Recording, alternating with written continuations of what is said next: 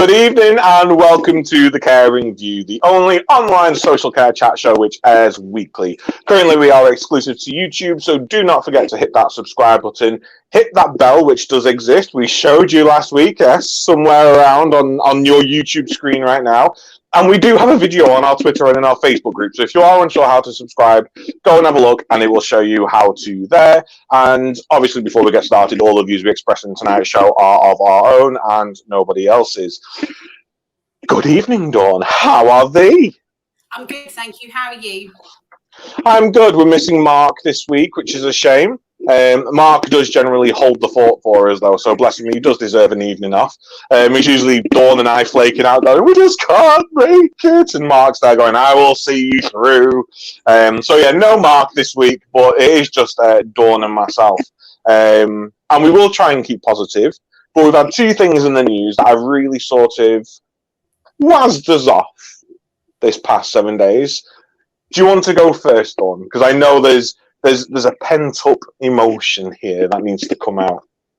Yeah, I think for me, so one of the things I wanted to talk about was the Ed Balls documentary and about sensitive care homes and how I thought it was really, really good in showing what the care staff do every day, how important they are to those that they care for, how important they were to the home and the service as a whole, only to discover some really negative stuff all over social media, which really frustrated me. And one of the comments was in respect of the fact that they let Ed Balls in and big documentary crew, but they didn't let any families in. Now, I was aware that they had been organising relatives with ECG and they had put their own policies in place and things, probably the same time that me and you did, Adam. So I tried to comment and receive some really negative backlash, and that kind of upset me to the point where then I rang them because I just wanted to establish what was going on, and had a really lovely conversation with the deputy manager who explained everything that was happening, that they have 5 nominated visitors. They don't like the term visiting either, that they've tried their best through everything. And the negative stuff that they have received on their social media pages, through telephone calls. And it kind of really irks me because I personally, I don't know how everybody else feels, feel they were really brave to let a BBC documentary crew in openly, as well as the domiciliary home care company also. Don't get me wrong, I'm not saying that they aren't either, but I think they were really brave because even though I was doing visiting and we were trying to create our own policy back in September and getting families in as much as we could, I don't think I would have had somebody in. I would have worried too much about the negative connotation that surrounds social care. And I would have really worried about if somebody had done something wrong or if they overheard something wrong. And I know that everybody makes mistakes, but it would have worried me so much. So I think they were massively, massively brave to just allow a free-for-all. And then to see this negativity, it really irked me.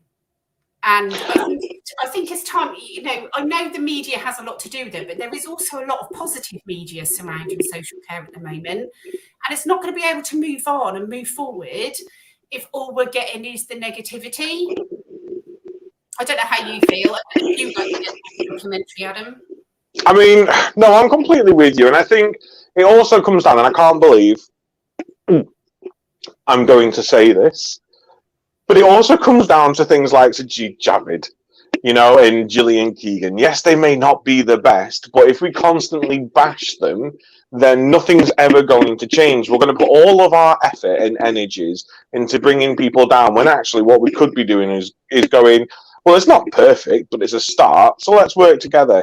And I think the phrase "don't assume" because it makes a out of you and me comes to mind, because no one knows what goes on inside care homes. No. You know, The good care homes, which there are a heck of a lot of, will communicate with their circles of support, so relatives, friends, loved ones, advocates, you name it, they'll communicate and let you know what's going on.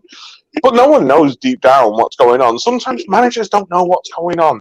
They'll go out on the floor and everyone will act all prim and proper and they'll go away and all hell will break loose, sometimes for the better, sometimes for the worse. It just is what it is. So to have a documentary crew come walking through your house, I remember when New York Times were like, "Oh yeah, can we just going to send a photographer and then they're going to come and take photos of everyone?" What? No, you ain't coming through my door.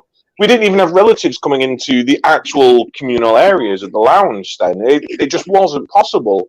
So for relatives or people to just attack such a positive news story isn't going to fix anything. And if anything, is just going to bring more animosity towards relatives in circles of support.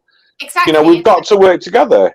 At one point, I was even told on this social media forum that I must have had a vested interest in the home.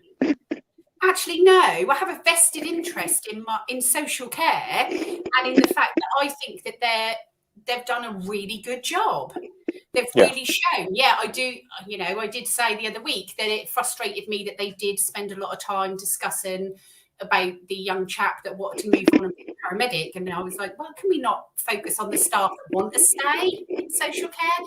But yeah, there was no vested interest there. It was just in the fact of the remit in which I work and the fact that they were really open and transparent about things they had struggled with, things they were still struggling with, and how they wanted to do a good job. And it even showed relatives within the building. It even showed at one point a niece sitting on her uncle's bed. So it did frustrate me, and I just want to put a point across. It's not about vested interest.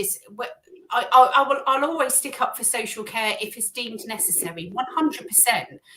And being a turnaround manager in the past, I've worked with inadequate care homes, and we've built up and changed a culture. And it can be really disheartening and upsetting for families when they make assumption, but don't make assumption. I literally picked up the phone to him and said, "Hi, I'm Dawn, and I just wondered about your visiting policy." And she went, "Yeah, sure." Be open about it. They're not going to hide anything. They've been on national TV and they've been receiving some horrendous phone calls and messages. And this is what irks me. We need to be really positive about things and kind of move forward a little bit in respect of so we did 24 hours in A&E all over the telly every week for an hour and a half. I watched it every week. The positivity that surrounded what these people did was huge. It was huge across the country. You'd go on Twitter and it would trend in this country. Yet we put this on, a two-part documentary, and it's conceived with negativity. And that really irks me. And I just want to say to St. Cecilia's, to both care homes and also the domiciliary home care company, that I think you did a marvellous job, and well done to you, especially for putting up with Ed Balls. And I just want to add to that and go, come on our show. Tell us your side. Tell us what it was like. We've been waiting for ages for a social care setting to be the feature of a documentary. So we want to talk about it. So come on, and that's absolutely fine. Yeah. I mean, we could talk about it all night, couldn't we, Dawn? Yeah. Visiting is massively important. Family connections are massively important, but the problems with social care at the moment far surpass just visiting.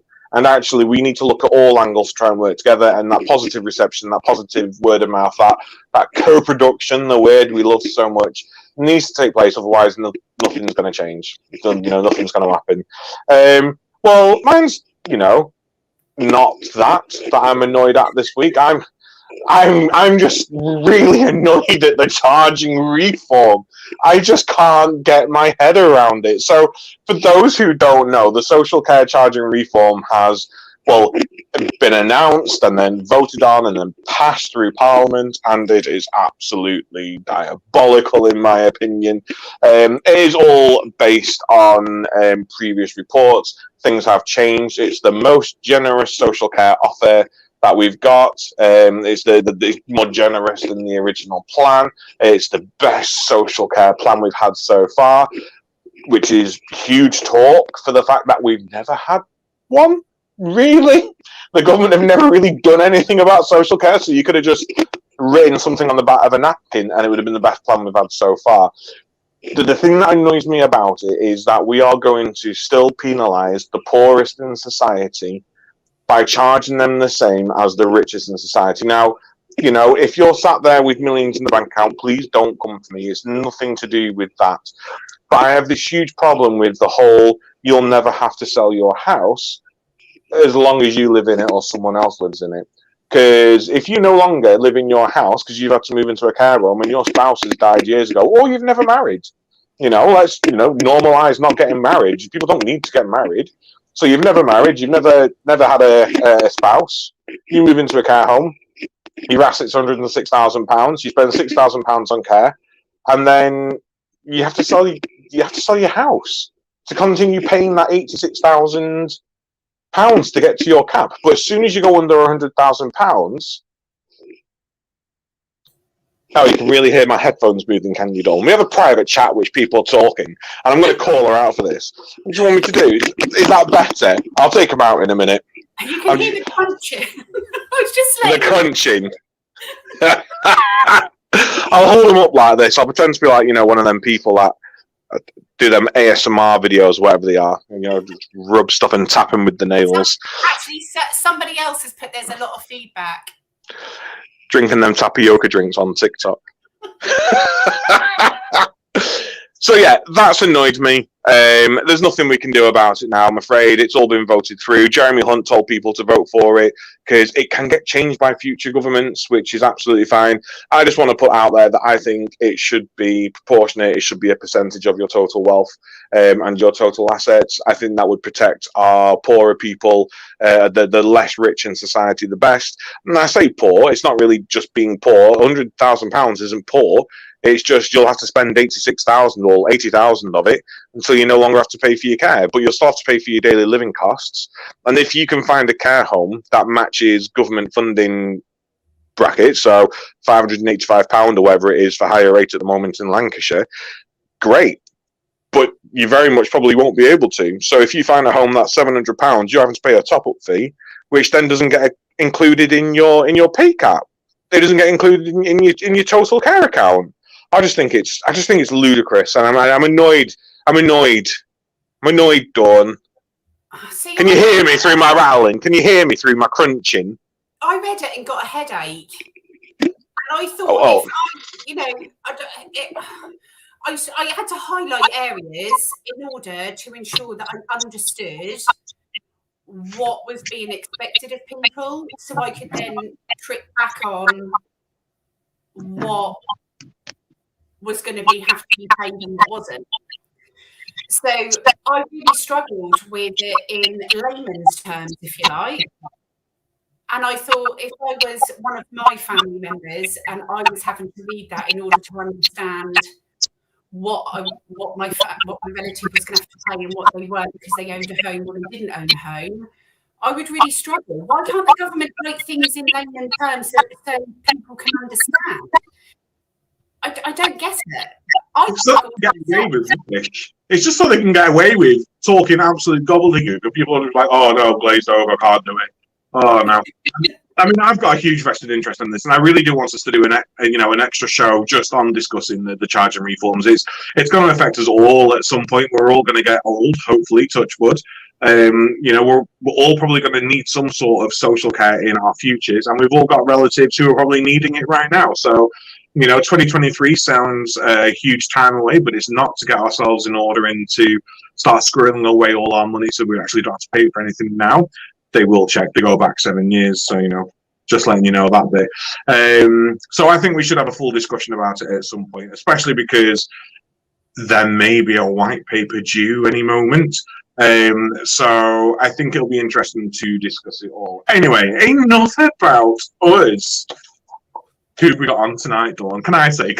Oh my God! So tonight we've got Katie Faulkner. Katie Faulkner is an old friend of mine. We used to work together way back in the day. both Oggy's in a little nursing home in Polton Files. And she's now she's a TV star. She's a physio, and she's now a published author. So we're going to welcome Katie in tonight, and she's going to tell us all about her book. Which, if you haven't got, I'll wait till she comes. I'll wait till she comes in. It's so good. Hi, Katie. Hi, you all right? I'm good. How are you? Yeah, fine, thanks. Nice to see you. That was some introduction. I'm excited. I'm really excited. So I remember working together. You were such an inspiration to me. I was completely new to the care world, never done it before, and you proper took me under your wing. And I still think about some of those patients. I do, and I think about the way that you taught me things. And I honestly, I still believe to this day you just have stables after stables after stables of horses. no, For some reason, I know for some reason every single time we work together, I was like, so "How are horses?" She's like, "I don't have horses. I just don't have horses." we had horses at my dad's, but there was definitely not stables and stables and stables. That was lovely. So, honestly, thank you so much for joining us tonight, Katie. Obviously, you have a background in social care. You've got a background in some clinical settings as well. But as much as all of that's awesome, we are here tonight to talk about Big Bear, Little Bear, and dementia. Yes! Sorry, Dawn. I've got FOMO. Yeah. A book. I did order a book. It's not arrived. I'm so sorry. I am. Thank you. You get a little thank you. It's beautiful. It's beautiful. So, Katie, do you want to just tell all our viewers a little bit about yourself, and then we'll start having a bit of a discussion about your book? Yeah, sure. So, hi, I'm Katie. It's nice to meet you all. I'm currently a physiotherapist. I am a physiotherapist. It's not currently. I am a physiotherapist. And I've specialised in supporting people living with dementia.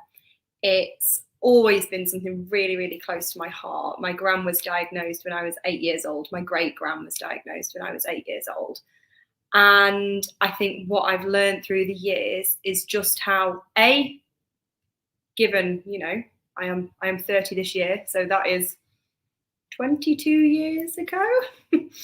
So, where we were 22 years ago with regards to the stigma that surrounds that diagnosis, and unfortunately, still does today to some degree, but I think it was really quite horrific back then.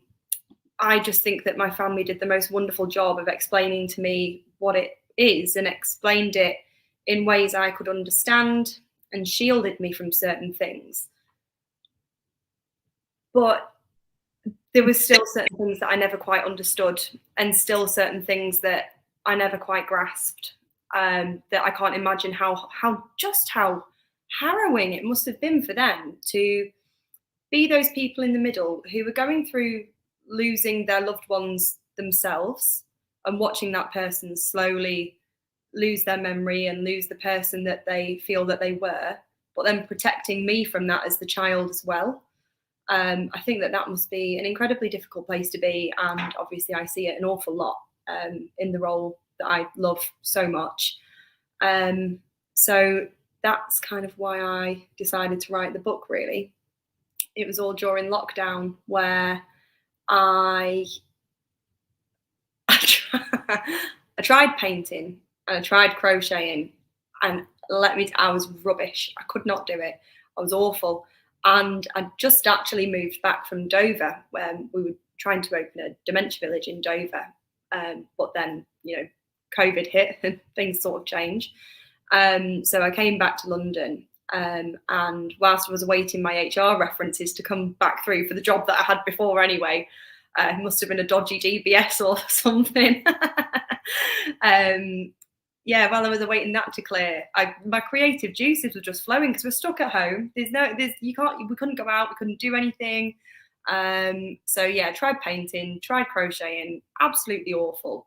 And I was talking with my nana about a blog that we did a few years ago where we both wrote our experience of my grand's diagnosis, but the rule was we weren't allowed to talk to each other, you see.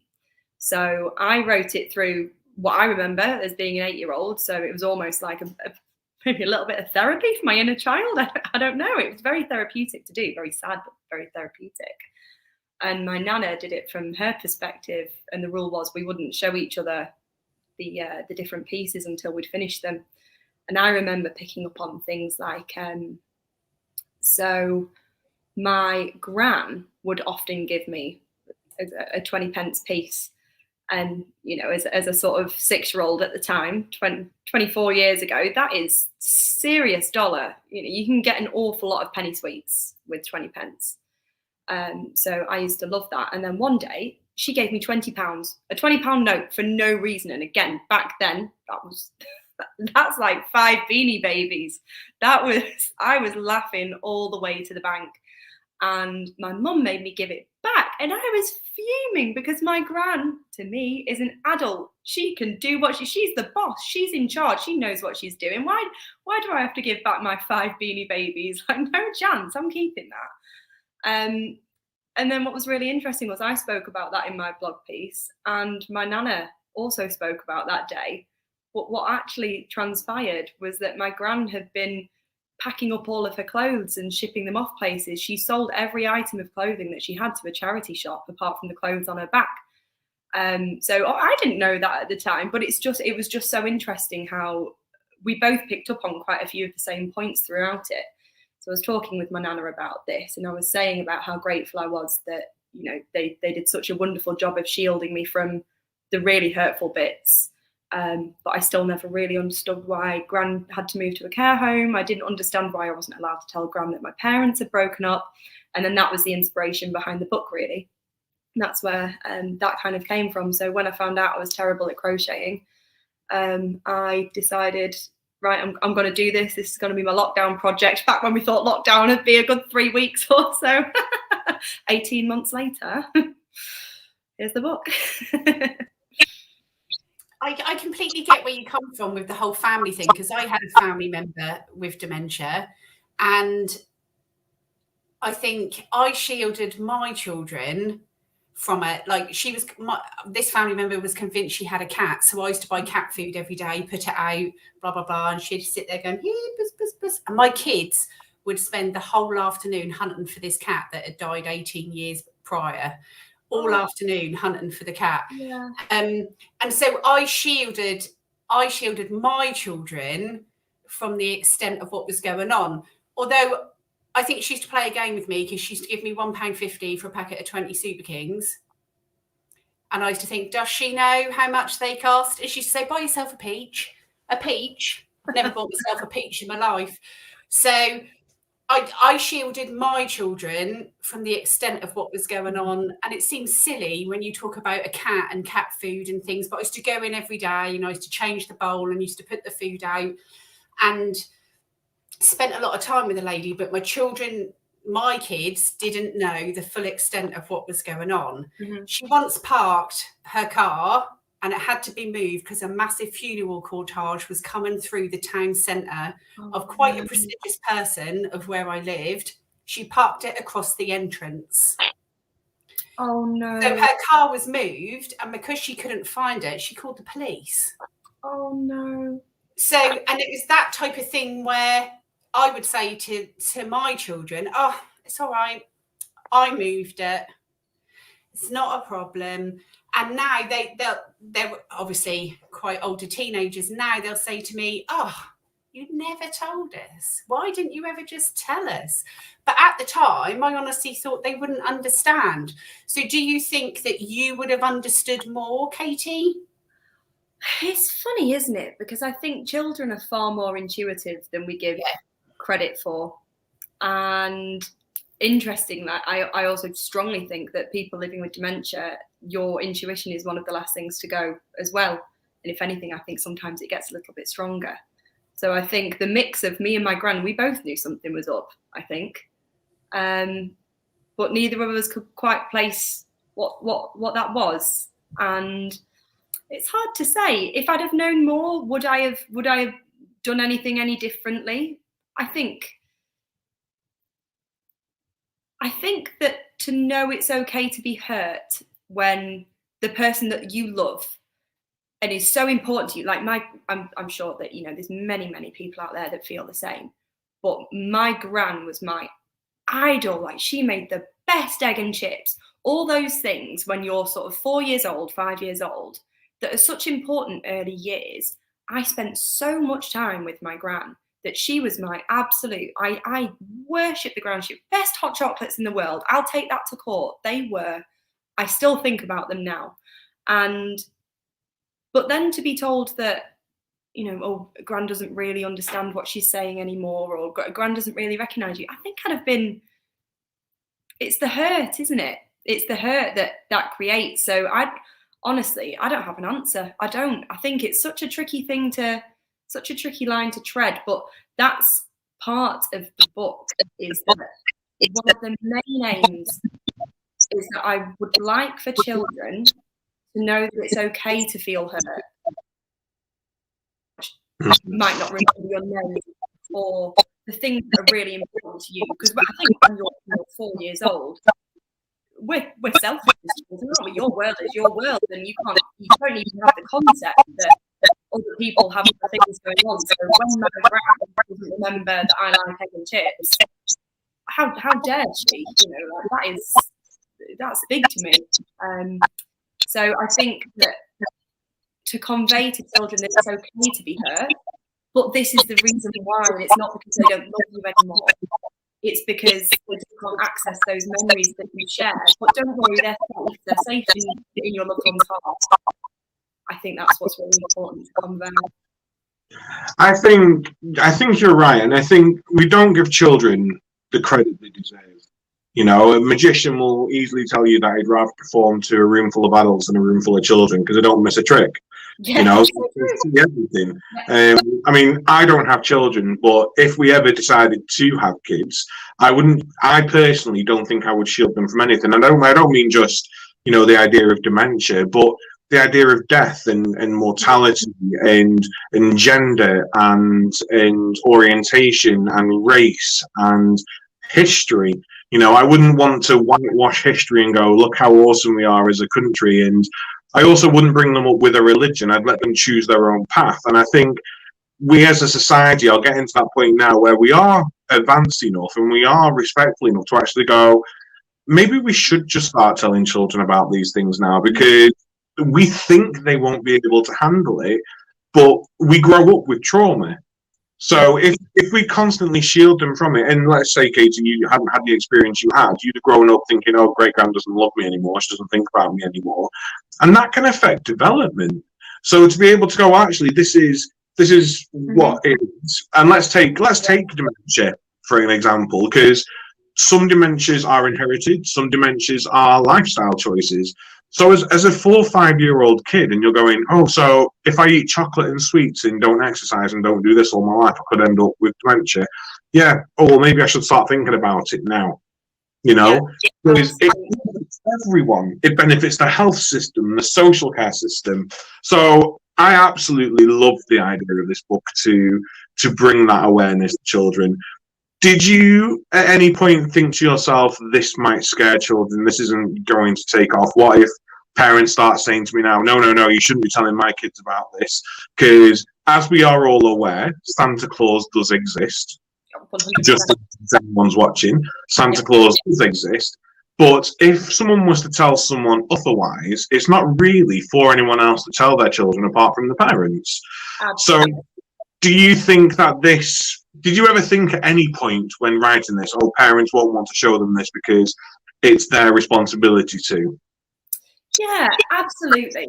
I think it's a really important point, and I completely agree. It would be down to the parent to decide, this is appropriate for my child, this is not appropriate for my child.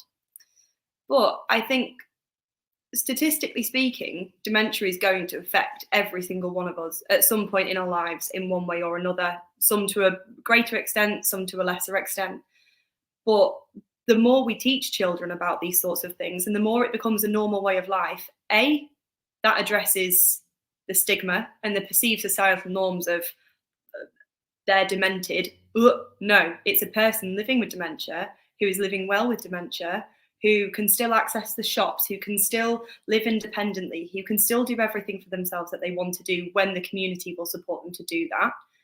And I've forgotten what my second point was now because I went off on a tangent, but you know, that's what it's about really, isn't it? It's about ensuring that we are creating, I'm not a huge fan of the term dementia friendly communities and things like that. It feels like there's a better way of saying it, but I'm not sure what it is. Does that make sense? Where dementia compassionate, yeah, you know, that's what it is. It's the awareness. People compassionate, you know. We love to label stuff when they're just people. I know Dawn's going to come in now, but the other thing I just want to quickly say about the whole making your children aware of this is we just need to think of, I think he's called Isaac Tilley, young 5-year-old lad, has been diagnosed with childhood dementia. Yeah. You know, dementia isn't just about elderly people. You can get it. Yes, it's rarer at your younger ages, but if your child goes to school with someone who has Down syndrome, who has autism, who has something that they can't relate to, you educate them about it. Mm-hmm. So we should apply that to everything. And if you're going to do it, buy this book because it does it beautifully. Sorry, Dawn. Thank you. No, that was one of the things I was going to bring up about young onset dementia, and bring up that obviously these things people are getting younger and younger now. And I remember watching the Dementia Choir with Vicky McClure, and there was the most wonderful young man, and he was a drummer, and he had such a small family. His children were tiny, and he recently passed away. And Vicky had announced it upon social media because the family had asked. And I think he was late 30s, in his 30s, and he had passed away from dementia. So I think where at the time I tried to shield them because I wanted to make sure that they didn't, you know, there was a lot of stigma surrounding it. I'll be honest with you, in the early 2000s, people were called EMI and they were mentally ill. And I didn't want my kids to think that this family member was mental, and wanted to just carry on as normal as we could. But looking back, when they say, you had us chasing around a cat for 4 hours in the afternoon, you were really clever. I think if there was this kind of resource, like your kind of book, Katie, that's the type of thing I would have sat down with at the time and said, right.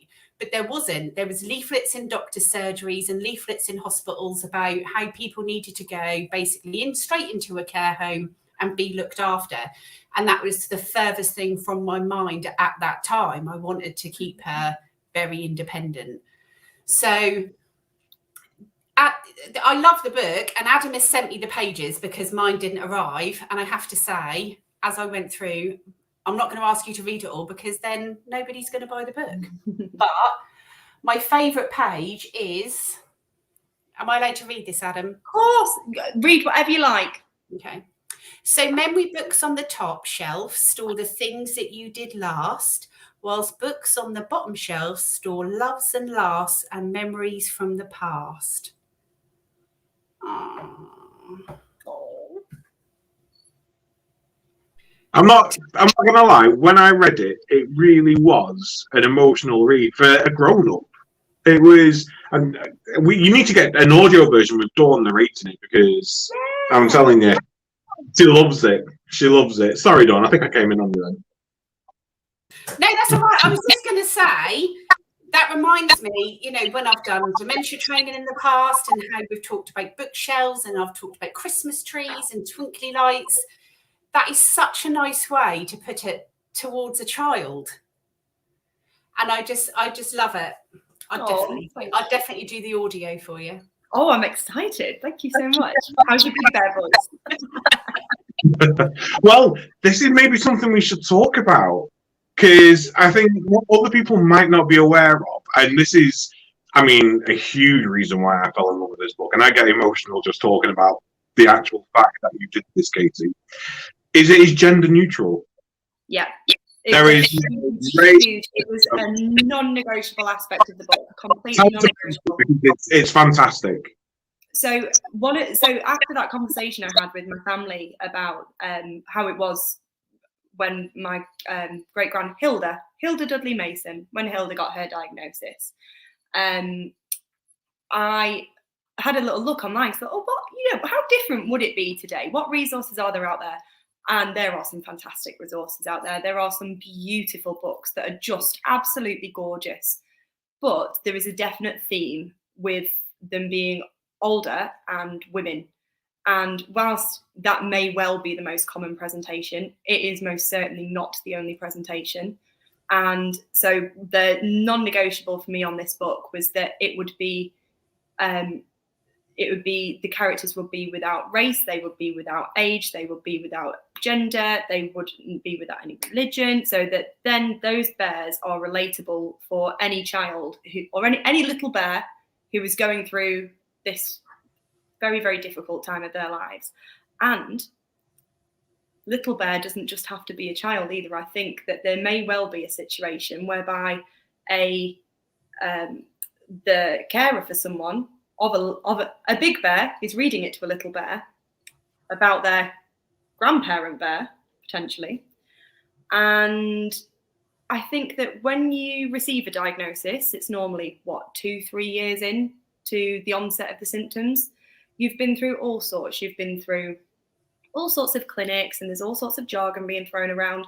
But actually, this book just brings it back to its most simplest terms. Your big bear still loves you. Your big bear's still the same. Nothing's changed in those terms.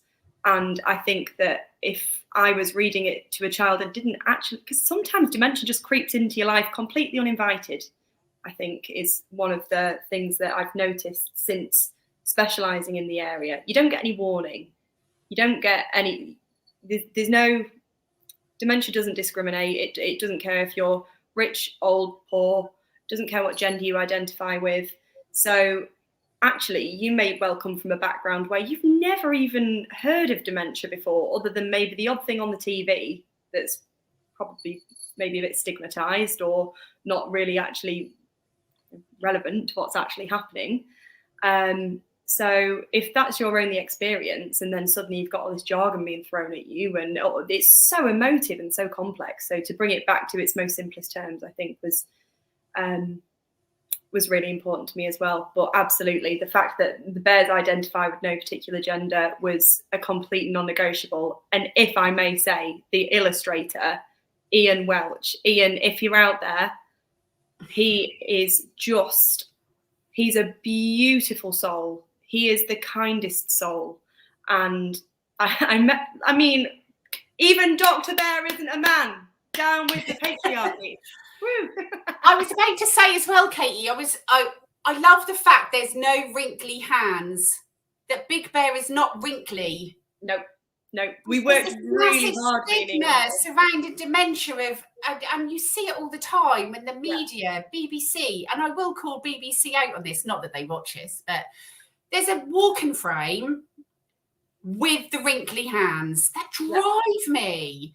And and I love the fact that looking through the pictures on my phone, that Big Bear is not wrinkly, walk around with a walking frame, and there's not that stigma surrounded to it. No physio would let that happen, ever. But I must say, so I didn't meet the illustrator, but when I was working at the Dementia Village in Dover, we actually used my dog, Ralph, who was actually behind me. Can you say hello? Hi. Say hello to everyone. We used Ralph as a sort of. He used to advertise the cakes and things that we baked in the kitchen that day, and he had his own little. He was a personality, Ralph. He was a celebrity when you were. He was. He made the news, didn't he? He made the local news, and Ian just completely out the blue did a illustration of Ralph and tagged me in it on Twitter, and I cried because I don't. Oh, sorry. And he's just nudging me for more attention now. I've broken the kraken. Ralph's missing an eye, and the way that Ian captured his good heart with his just missing an eye and his little smiley face. Oh, good grief, beautiful. And And then I kept this picture. I adored it. I had it as my screensaver for the longest time. And then when the bears sort of came into my life, I had a picture of them in my head, and it's exactly that. There's no walking frame.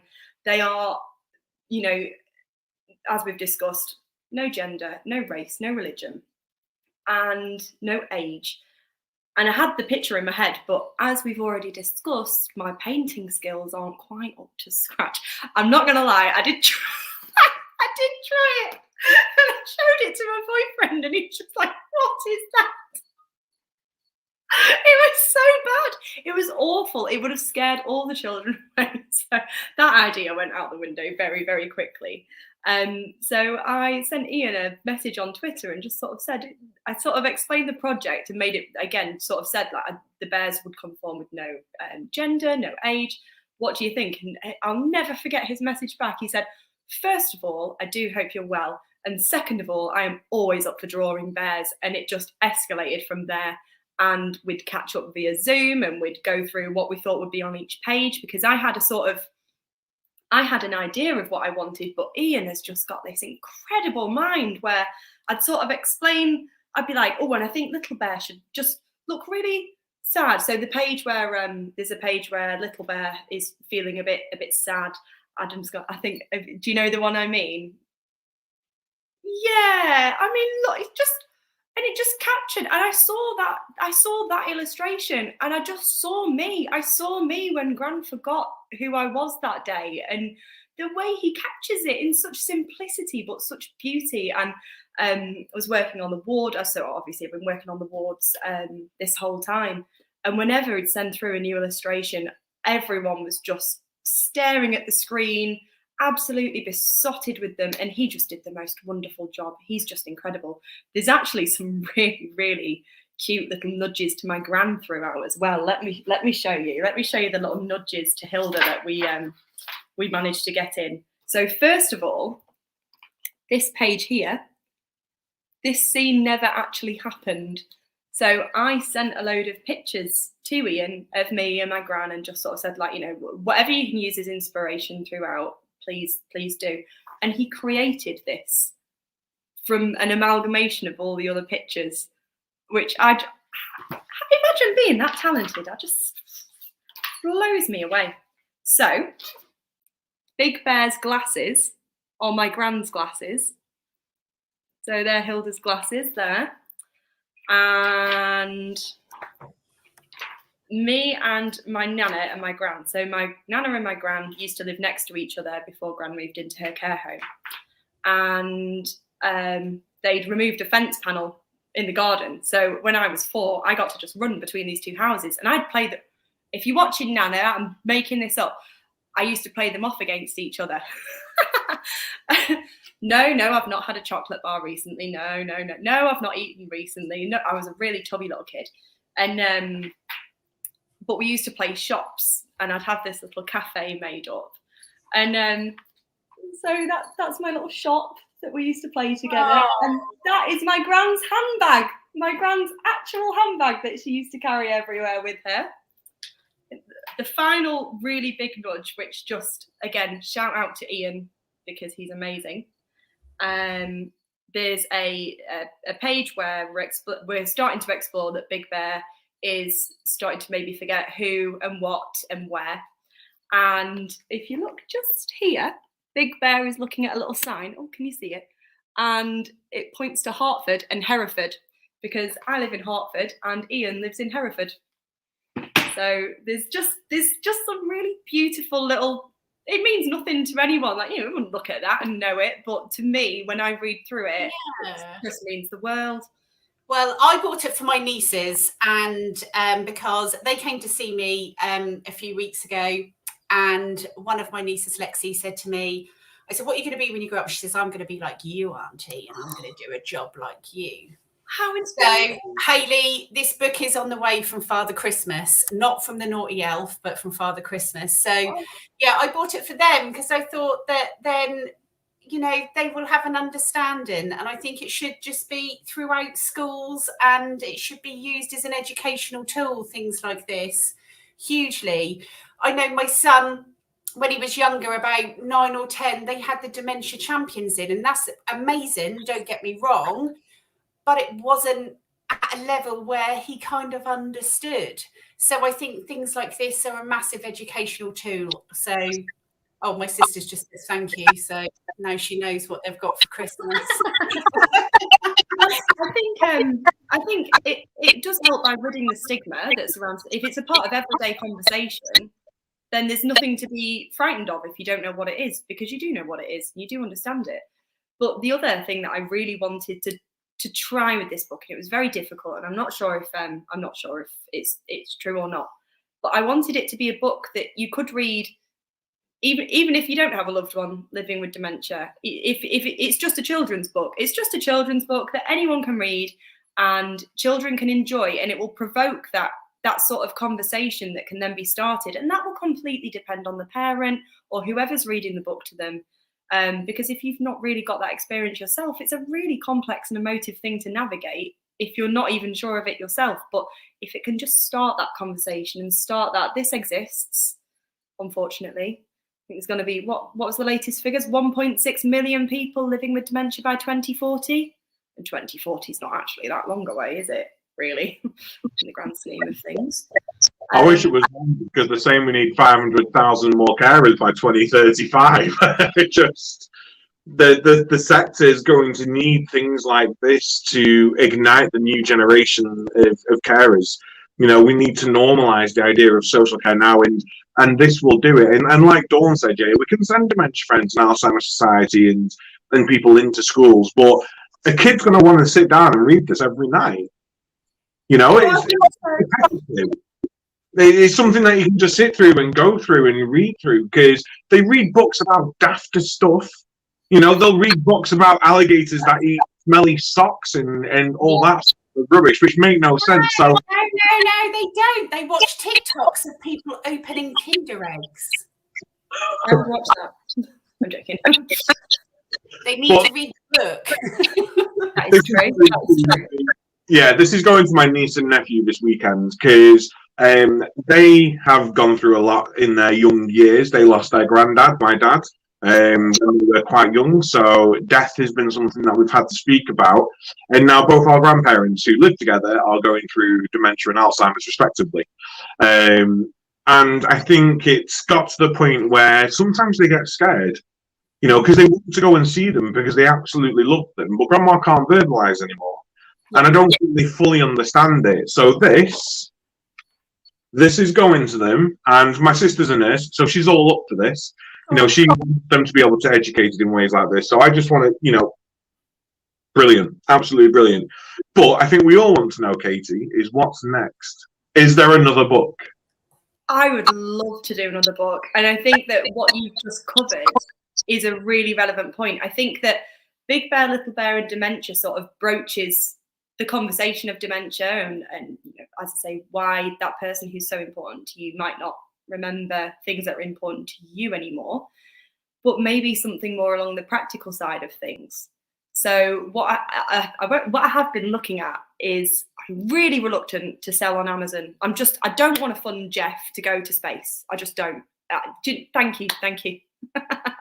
It goes against the grain.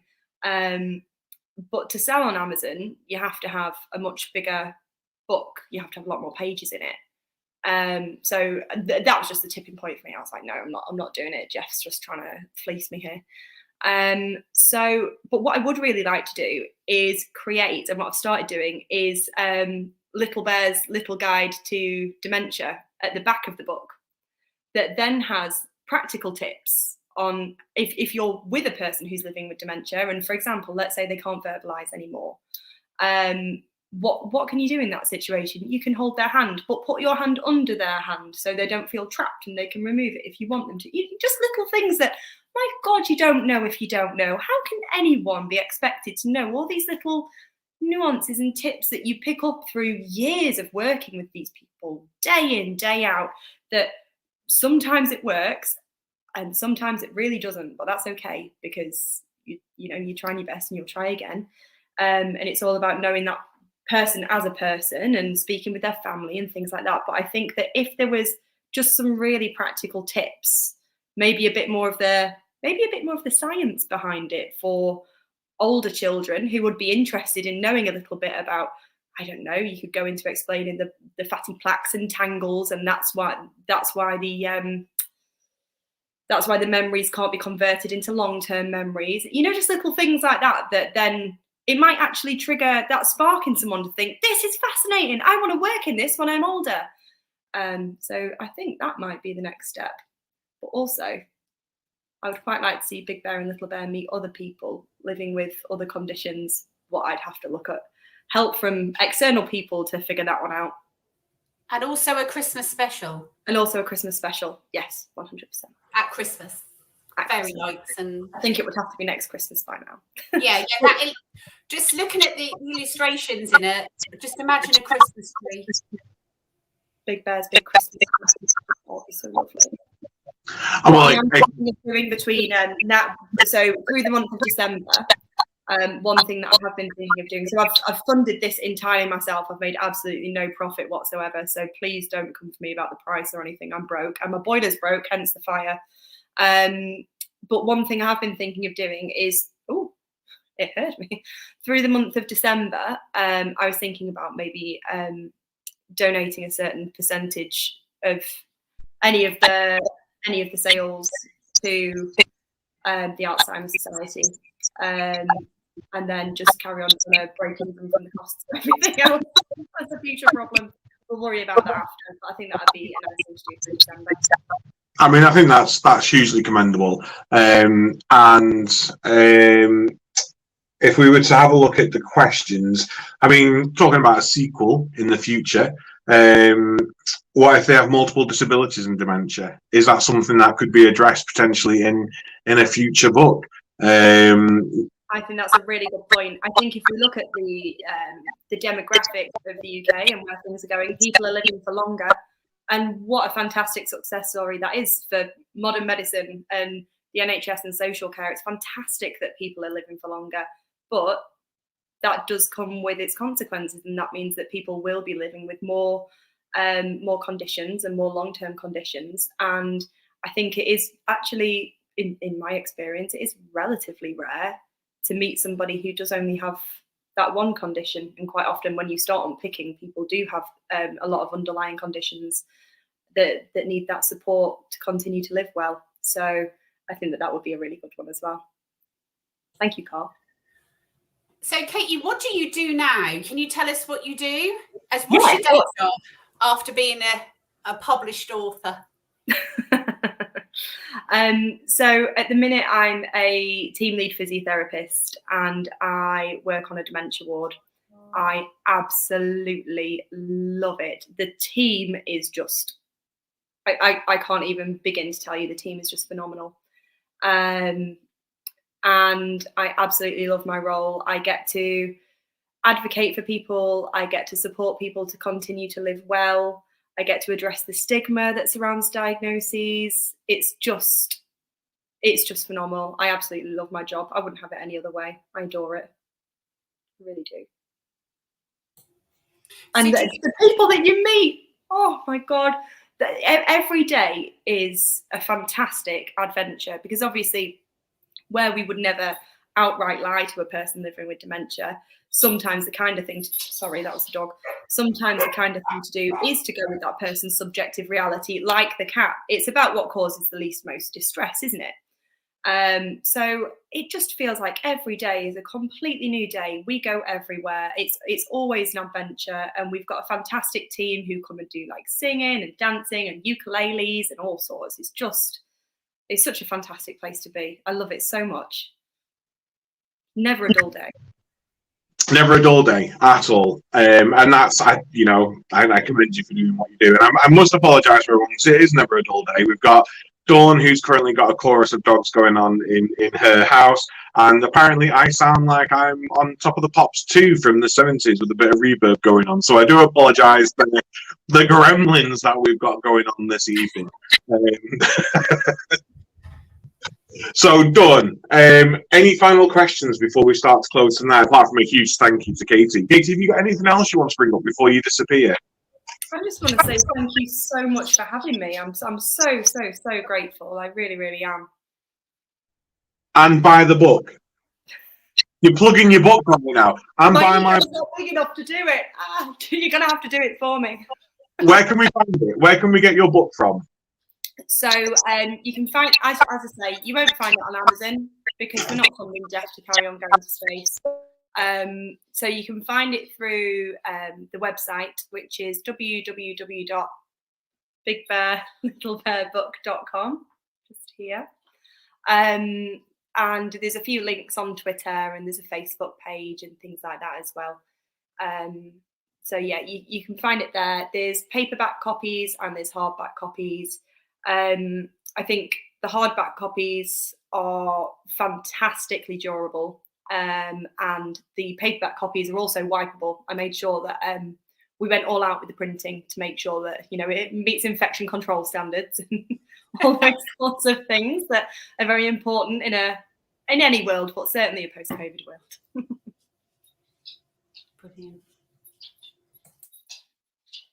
Well, I think you thought of everything then, really. I think it's amazing. So please, everyone, do go buy the book. It is absolutely fantastic. It is going on the IHSEM Social Care Library list, which will open next year. So I stuff like this, we just need to celebrate. We just need to sing it from the rooftops. Dawn, what have we got on next week? So I know. We have Sonia, once again, our amazing Sonia from Nectar HR, to discuss equality and diversity. Yeah, we've got Sonia and Dudley Sawyer who will be joining us. Now, Dudley is another social care hero that is making huge waves in the sector at the moment. Wonderful person. Met him down at the Care Show in Birmingham in October, and is a huge advocate for equality and diversity. And I think we should celebrate it. This book celebrates it. We all celebrate it. Social care celebrates it. And it's about getting it right. It's about doing things the right way. So really looking forward to next week's show. And we're going to close not on our usual outro tonight, but with what, Dawn? As everybody knows, I've been ploughing social media with my delightful video in respect of our Christmas Advent campaign. We've had so many lovely nominations, and I spent Monday recording some videos of people who had been nominated for our Social Care Hero campaign. And we want to open the doors of Christmas, like you would when you take your chocolate every day, to the amazing people of social care. So we are going to close with the video to encourage everybody to get nominating. Like I say, we've had some amazing ones, but there has got to be a cut-off point, and the cut-off point is early next week because Adam can't edit everything in time. Everybody knows that I can't do this type of thing, and Adam has to send me videos to even screen share and just generally live day to day as far as technology is concerned. So Adam is very busy, needs to get all these videos edited. So please get nominating before our cut-off point of next Tuesday. It is a lovely busy though, because I'm sat down listening to these stories and listening to the nominations and people talking, and they are so heartwarming. I can't wait for our Advent calendar live in December. I think it's going to be fantastic. So thank you very much, Katie, for coming to see us, and I can't wait to receive my book. I bet it turns up in the morning. Guaranteed. Thank you so much for having me. Thank you very much. Mwah. Night, good bless everyone. Good night.